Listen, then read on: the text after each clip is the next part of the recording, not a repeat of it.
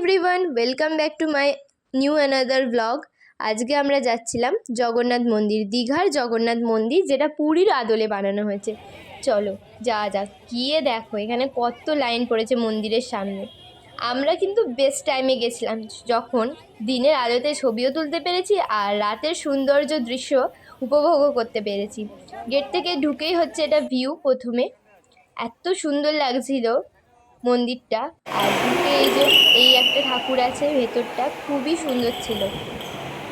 তোমরা কে কে গেছো আর কে কে এখনো যাওয়া হয়নি, অবশ্যই কিন্তু যেও, এর মধ্যেই ঘুরে আসো, তোমাদের ভালো লাগবে।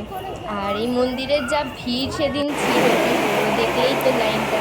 আর এটা হচ্ছে জগন্নাথের একটা ছবি ফার্স্টে, আর মন্দিরগুলো একটু ছাড়া ছাড়া ছিল, মানে একটার পর একটা দিয়ে ফাঁক দিয়ে দিয়ে।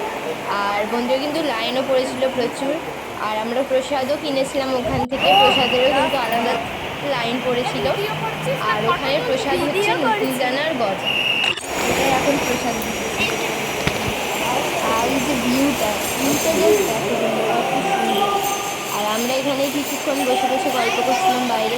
কেমন লেগেছে? জগন্নাথ ধাম ভালো লেগেছে। দেখো আমরা মন্দিরের বাইরে বসে আছি, আর আমাদের প্রসাদ দিয়েছে নকুলদানা, যেটা আমরা বাড়িতেও খাই, আর গজা যেটা আমরা কিনেছি। এরা সবাই বসে আছে।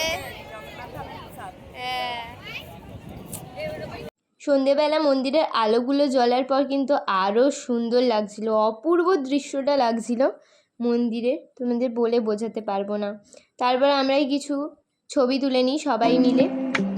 সুন্দর সুন্দর ছবি তুলে নেওয়ার পর আমরা ওখানে বসেই ছিলাম কিছুক্ষণ ধরে। মন্দির কিন্তু সকালে খোলা থাকে, তারপরে 1টার সময় বন্ধ হয়ে যায়, আবার কিন্তু বিকেলে 4টেই খোলে, 8টার মধ্যে বন্ধ হয়ে যায়।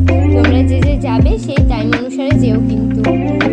আর এটা হচ্ছে মন্দিরের ভেতরের লুকটা, জাস্ট দেখো এত সুন্দর, মানে কি